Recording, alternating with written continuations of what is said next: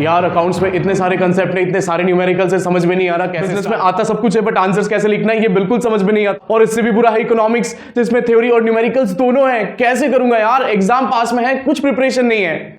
अगर यही टेंशन आपको भी है तो इस टेंशन को मारो गोली।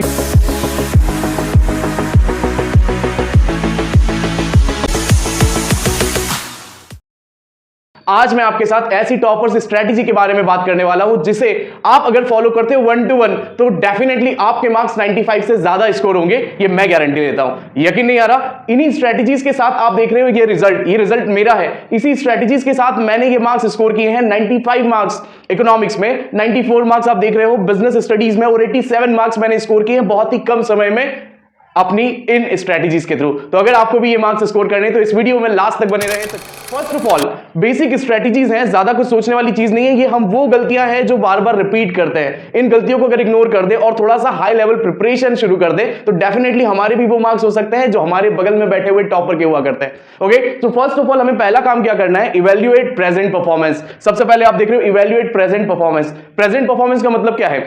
हर किसी को पता होता है कि इस टाइम तक एग्जाम से कुछ दिनों के पहले हमारी प्रिपरेशन कितनी है। हमें पता होना चाहिए कि हमारी स्ट्रेंथ कौन सी है, हमारा सब्जेक्ट कौन सा बहुत ज्यादा अच्छे से प्रिपेयर्ड है और कौन सा सब्जेक्ट ऐसा है जिसमें हमें प्रिपरेशन की जरूरत है, जिसके लिए हमें और ज्यादा एफर्ट्स लगाने हैं। अगर ये दोनों चीजें आपको बहुत अच्छे से समझ में आ गई तो पहला काम आपका क्लियर। इवैल्यूएट प्रेजेंट परफॉर्मेंस का मतलब, सपोज मेरा बिजनेस स्टडी बहुत अच्छा है, मुझे थ्योरेटिकल कंसेप्ट बहुत अच्छे से क्लियर है, मैंने उसको बहुत अच्छे से पढ़ लिया है।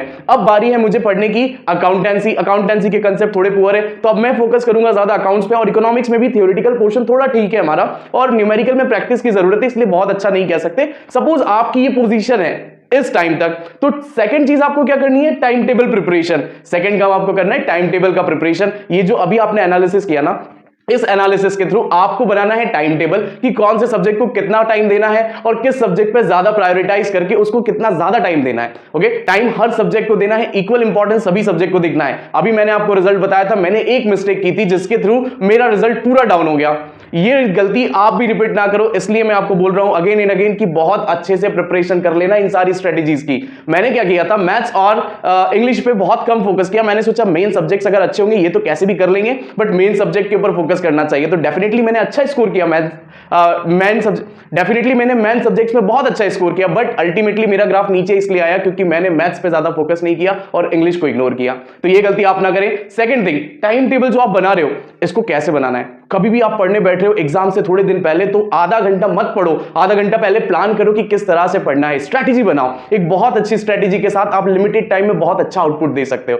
एक बात समझना, ध्यान से समझना, हम क्लास 9th और क्लास 11th में क्या करते हैं, बहुत अच्छे मार्क्स स्कोर कर लेते हैं, ओवर कॉन्फिडेंट हो जाते हैं। अब इससे क्या गलती होती है कि 12th की प्रिपरेशन अच्छे से नहीं होती, या बोर्ड्स की एग्जाम्स की या बोर्ड्स एग्जाम की प्रिपरेशन हम अच्छे से नहीं करते, ओवर कॉन्फिडेंट हो जाते हैं कि अपन ने बहुत अच्छा स्कोर किया है। ये गलती आप ना करें। ये मैं इसलिए बोल रहा हूं बिकॉज क्लास 11th की अगर मैं बात करूं तो क्लास 11th में आप जिन टीचर से पढ़ते हो वही आपका पेपर बनाते हैं, वही साल भर आपको पढ़ाते हैं और इवैल्यूएशन, आपकी कॉपी चेकिंग भी वही टीचर करता है। तो एक सिंगल टीचर आपके तीनों काम कर रहे हैं। ओके, तो आप क्या करते हैं, उनके माइंड की स्ट्रेटेजी कैसा वो पढ़ाते हैं, कैसे वो इंपॉर्टेंट क्वेश्चंस पूछेंगे, ये सारी चीजें आप पहले से ही प्रिपेयर्ड होते हो कि हाँ ये टीचर ने इस टॉपिक पे बहुत इंपॉर्टेंस दिया था, इस टॉपिक पे बहुत फोकस कराया था, इसलिए हमें ये आता है, अच्छे से आता है, मैडम यही पूछने वाली है, सर यही पूछेंगे एग्जाम में। बट अब बात कर रहा हूं मैं क्लास 12th की। तो क्लास 12th में पूरे साल आपको ये टीचर पढ़ा रहे हैं, इन टीचर ने, ये जो आपके सब्जेक्ट टीचर है पूरे साल ये आप पे मेहनत करते हैं। सेकंड थिंग क्या हो रही है कि जो आपका पेपर है वो डिजाइन किसी और सिटी में बैठे हुए ये वाले सर कर रहे हैं। ओके, अब थर्ड थिंग क्या हो रही है कि आपकी जब कॉपी, आप जब एग्जाम देते हो और आपकी जो कॉपी चेकिंग है वो कोई और कर रहा है, वो करी किसी और ने। तो हमारी गलतियां क्या होती है कि पहले हमने 11th में जो चीज की थी, एक ही टीचर से पढ़ा, उनके ही पेपर को सॉल्व किया और उन्हीं से रिजल्ट देखा, तो हमें लगा कि बहुत अच्छे मार्क्स आ चुके हैं। अब बट क्लास 12th में क्या होगा, पढ़ाएगा कोई और, पूरे साल आपके साथ एंगेज ये टीचर्स हैं, और नेक्स्ट आपका पेपर डिजाइन किया है किसी और ने और चेकिंग या इवैल्यूएशन कोई और करेगा। तो देखो मेरी बात ध्यान से समझो कि जब हम बात करते हैं तीन अलग अलग पर्सनालिटीज की, तो तीनों की मेंटल एबिलिटी अलग है। आपके टीचर्स आपको किसी और लेवल का पढ़ा रहे हैं, आपके जो एग्जाम पेपर्स डिजाइन करने वाले टीचर्स हैं वो किसी और लेवल को सोचकर पेपर बना रहे हैं, और जो इवैल्यूएशन वाला पर्सन है उसके दिमाग में भी बहुत सारी चीजें चलती होंगी। उसका मूड कभी अच्छा हुआ तो अच्छे मार्क्स दे देगा, और अगर अच्छा मूड नहीं होगा तो क्या होगा, वेस्टेज। आपके कितने भी एफर्ट्स होंगे वो कहीं ना कहीं उसके मूड के कारण आपके मार्क्स कम हो जाएंगे। ठीक है, कंसेप्ट क्लियर। तो अब आपकी प्रिपरेशन कैसी होगी, ध्यान से समझना। इवैल्यूएट कर लिया, उसके बाद टाइम टेबल में शेड्यूलिंग करो। टाइम टेबल कैसे बनाना है, एक बहुत टाइम टेबल कैसे बनाना है? एग्जाम टाइम में टाइम टेबल बहुत इंपॉर्टेंट रोल प्ले करता है। एक अच्छे टाइम टेबल में आप क्या करते हो, अपने सब्जेक्ट्स को अकॉर्डिंग टू देयर इंपॉर्टेंस, एक आपने ले लिया न्यूमेरिकल सब्जेक्ट और वहीं पर एक थ्योरी सब्जेक्ट, दोनों को इक्वली इंपॉर्टेंस देते हुए आप क्या कर रहे हो, एक अच्छा टाइम टेबल क्रिएट कर रहे हो, टाइम स्लॉट बना रहे हो। सबसे पहले आप शुरुआत करो किस सब्जेक्ट से, आपके थ्योरी से, बिकॉज क्या होगा एग्जाम टाइम पे आपका फोकस लगना बहुत ज्यादा टिपिकल चीज हो जाती है। तो फोकस को आपके मेंटेन करने के लिए आपका जो थ्योरी सब्जेक्ट है वो थ्योरी सब्जेक्ट आपकी हेल्प करेगा। जैसे ही फोकस लग चुका है, अब मन लग रहा है पढ़ाई में, वैसे ही आप क्या करो, थ्योरेटिकल सब्जेक्ट को खत्म करो और वैसे ही शिफ्ट हो जाओ न्यूमेरिकल पे। अब आपका दिमाग सेट हो चुका है, नहीं मुझे पढ़ना है, कोई मोबाइल नहीं, कोई टेलीविजन नहीं, कुछ नहीं चाहिए, पढ़ना है। तो अब आप जब न्यूमेरिकल सॉल्व करोगे तो ज्यादा बेटर तरीके से कर पाओगे। तो ऐसी स्ट्रेटेजी के साथ टाइम टेबल बनाना है। सेकंड थिंग, टाइम कौन सा अच्छा है पढ़ने के लिए? टाइम के लिए आप क्या करो, आप रात के टाइम पे ज्यादा पढ़ाई करते हो तो उससे क्या होगा, सपोज मेरे पास कोई बाइक है और उस बाइक को मैं बहुत दिन से सुबह से लेकर शाम तक मैं चला रहा हूं उसको, तो क्या रात को जब मैं उसको फिर से चलाऊंगा तो वो उतनी ही माइलेज के साथ मुझे एवरेज देगी जितने माइलेज के साथ सुबह चली थी? नहीं देगी। सेकंड थिंग, अब उसकी जो कैपेसिटी है वो बहुत कम हो चुकी है क्योंकि मैं दिन भर से उसे चला रहा हूं। दिन भर से चलाने के कारण उसकी इंजन की कैपेसिटी कमजोर हो चुकी है, तो वो उतनी एफिशिएंटली वर्क नहीं करेगी। सेम थिंग होती है हमारे साथ, हमारा ब्रेन भी एक मशीन की तरह दिन रात मेहनत करते रहता है, सुबह से शाम तक काम करते रहता है। अब जैसे ही शाम को हमारा पूरा काम हो चुका है, हम अब उसके बाद पढ़ाई करने बैठते हैं तो दिन भर की चीजें हमारे आसपास घूमती रहती है। हमें याद आता है कि अच्छा आज ये इंसिडेंस हुआ था, वहां पर ये हुआ था, एग्जाम में ये वीडियोस देखे थे, ये सारी चीजें आने वाली है। तो ये सारी कॉम्प्लिकेशन हमारे दिमाग को स्टेबल नहीं रहने देती। इसलिए हम क्या करेंगे, रात को हम थोड़ा सा कम टाइम देंगे पढ़ाई को, और मॉर्निंग का जो टाइम है 3:30 4 बजे, आप अगर नहीं भी उठ पा रहे हो 4:30 बजे उठो, बट ये टाइम मोस्ट इंपॉर्टेंट टाइम होता है एग्जाम में। 3 बजे 4 बजे 4:30 बजे का ये जो टाइम है ना, ये बहुत इंपॉर्टेंट टाइम है। इसमें आपका जो ब्रेन होता है वो एकदम फ्रेशनेस के साथ वर्क करता है। मैक्सिमम 100% आउटपुट आपको मिलेगा अगर इस टाइम स्लॉट में आप अपने सब्जेक्ट्स को डिवाइड करके बहुत अच्छे से प्रिपरेशन शुरू करते हो तब। Clear it is? ये थी हमारी time table preparation strategy. After that बात आती है करेक्ट वे टू रिवाइज। कौन सा करेक्ट वे होगा रिवीजन का? अभी हम क्या करते हैं, ऐसे बैठते हैं टेबल के सामने, स्टडी टेबल के सामने ऐसे बैठते हैं और हम बस पढ़ते रहते हैं। बिजनेस स्टडीज पढ़ रहे हैं तो बस ऐसे बुक खुली हुई है हमारे पास और बस पढ़ते जा रहे हैं, लाइन टू लाइन पढ़ते जा रहे हैं। हमें लगता है कि सब कुछ आ गया। फिर थोड़ी देर बाद अगर कोई क्रॉस क्वेश्चन पूछ लेता है, अच्छा मुझे ये बताओ कि आपने जो मैनेजमेंट की थ्योरी पढ़ी, मैनेजमेंट की डेफिनेशन बताओ क्या है, स्टाफिंग की प्रोसेस में कैसे कैसे प्रोसेस होती है बताओ, क्रोनोलॉजी बताओ मुझे, डायरेक्टिंग में कौन कौन से एलिमेंट्स होते हैं, हम नहीं बता पाएंगे।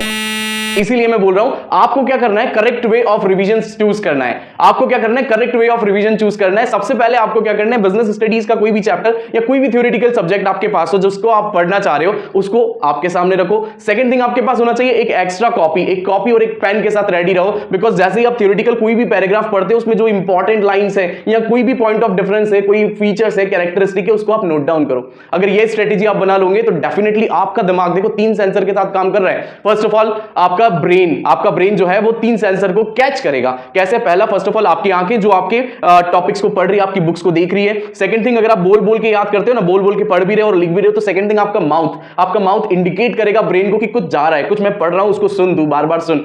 2 सेंसर हो गए। Third is your hand. आप अगर नोट्स प्रिपेयर कर रहे हो, आप बार बार सारी चीजें पॉइंट आउट करके लिख रहे हो, तो डेफिनेटली तीनों सेंसर काम करेंगे और तीनों सेंसर के साथ जो डाटा स्टोर होगा आपके ब्रेन में, ये आपका बहुत ही अच्छा आउटपुट बन के बाहर निकलेगा जब आप एग्जाम दोगे तब। ये स्ट्रैटेजीज ऐसी स्ट्रैटेजी हैं जो डेफिनेटली 101% काम करती है और यही डिफरेंस क्रिएट करती है एक नॉर्मल स्टूडेंट और एक टॉपर के बीच में। अब मैं बात करने वाला हूं नेक्स्ट टेक्निक की। नेक्स्ट टेक्निक बहुत इंपॉर्टेंट टेक्निक है, उसके बाद और ज्यादा इंपॉर्टेंट टेक्निक है, तो अगर यहां तक आए हो तो लास्ट तक बने रखना, अदरवाइज आप स्किप कर जाओगे मोस्ट इंपॉर्टेंट पार्ट। सो चलिए शुरू करते हैं। फॉलोइंग माय टेक्निक्स, ये मेरी स्ट्रेटेजी है। फॉलोइंग माय टेक्निक का मतलब अब मैं 20 डे प्लीज के साथ बहुत सारी वीडियोस लेके आने वाला हूं जिसमें हम कौन से सब्जेक्ट को किस तरह से पढ़ने वाले हैं वो देखेंगे।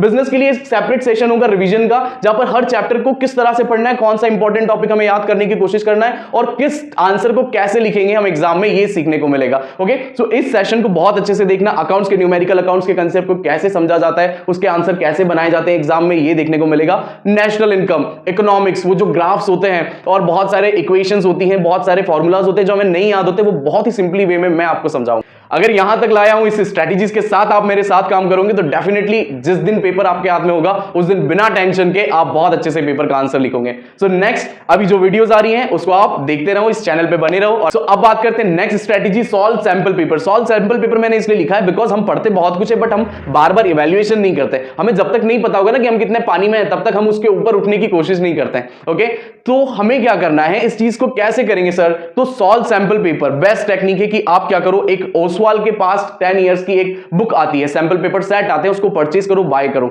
उससे दो बेनिफिट होंगे। फर्स्ट ऑफ ऑल आपको बहुत सारे प्रैक्टिस क्वेश्चन मिलेंगे। प्रैक्टिस क्वेश्चन से आप कौन सा पैटर्न सीबीएसई बार बार फॉलो कर रहा है, कौन से क्वेश्चंस रिपीटेटिवली पूछे जा रहे हैं, किस पैटर्न में पूछे जा रहे हैं, ये आपको बहुत अच्छे से समझ में आएगा। आफ्टर दैट आपकी प्रैक्टिस बढ़ेगी, आप कौन से क्वेश्चन में कहां गलती कर रहे हो ये मालूम पड़ेगा आपको, तो इससे जो है chances of scoring more marks बढ़ जाते हैं। Second thing and last thing is that weave copy of past year student. मैंने क्या किया था, बहुत अच्छे से प्रिपरेशन कर लिया था। प्रिपरेशन करने के बाद मैंने ये किया कि अपनी स्ट्रेटजीज बना ली, सब कर लिया। फिर मैंने ये सोचा कि जो टॉपर्स होते हैं उनकी कॉपीज देखी जाए, क्या ऐसा वो जादू मंत्र करते हैं या किस तरह से वो अपनी डेकोरेशन करते हैं कॉपी में जिससे उनके इतने ज्यादा अच्छे मार्क्स आते हैं। तो जब मैंने टॉपर्स की कॉपी देखी तो आप भरोसा नहीं करोगे, उनकी राइटिंग इतनी ज्यादा अच्छी नहीं थी, क्योंकि उनका वे ऑफ प्रेजेंटेशन बहुत अच्छा था। राइटिंग उनकी एवरेज थी, ज्यादा ऊपर नहीं ज्यादा नीचे नहीं, एवरेज राइटिंग थी। बट उनका प्रेजेंटेशन, जिस क्वेश्चन में फ्लो चार्ट की जरूरत है वहां पर उन्होंने फ्लो चार्ट यूज किया, जिस क्वेश्चन में एग्जांपल्स की जरूरत है वहां पर एग्जांपल्स को उन्होंने बहुत अच्छे से रिप्रेजेंट किया, और जिस क्वेश्चन में जितने वर्ड लिमिट की नीड थी वहां पर उतने ही वर्ड लिमिट को उन्होंने यूज किया। यही स्ट्रेटेजीज के साथ वो टॉपर बनते हैं। तो मैंने भी इन्हीं स्ट्रेटेजीज को फॉलो किया अपनी एग्जाम शीट में, और आप देख रहे हो इकोनॉमिक्स में 95, ये उन्हीं स्ट्रेटजीज का नतीजा है। इस चीज के ऊपर मैं एक सेपरेट वीडियो, और यहां पर जितने भी टॉपिक्स आप देख रहे हो ना, सबके ऊपर एक सेपरेट वीडियो रहेगा विद रिवीजन भी साथ साथ करेंगे, और बार बार हम देखेंगे कि किस तरह से हम हमारे आंसर शीट को बहुत ज्यादा अच्छा बनाए, इफेक्टिव बनाए, ताकि हमारे मार्क्स बहुत कम से कम डिडक्ट हो। Clear it is. तो ये था हमारा पूरा पैटर्न। ये सारी स्ट्रेटजीज को और अच्छे से समझने के लिए मेरी हर वीडियोस देखना। अब जो वीडियोस आने वाली है वो बहुत इंपॉर्टेंट है, अगेन एंड अगेन मैं बोल रहा हूं। ये सारी स्ट्रेटजीज के साथ आप भी एक अच्छे मार्क्स स्कोर कर सकते हो, और जो अपना टारगेट है वो 95 के अबव रख सकते हो, और उतना ही आपको अचीव भी होगा। ये मेरी गारंटी है, अगर आपने वही रूटीन को फॉलो किया जो मैं नेक्स्ट वीडियोस में बताने जा रहा हूं। तो thank you for watching my video. अगर आपको अच्छा लगा तो अगेन मैं कह रहा हूं लाइक और सब्सक्राइब जरूर करो। इतनी मेहनत इसीलिए कर रहा हूं बिकॉज आपके मार्क्स बहुत अच्छे आए और आप बहुत अच्छे से ग्रोथ करो। Thank you guys for watching my video.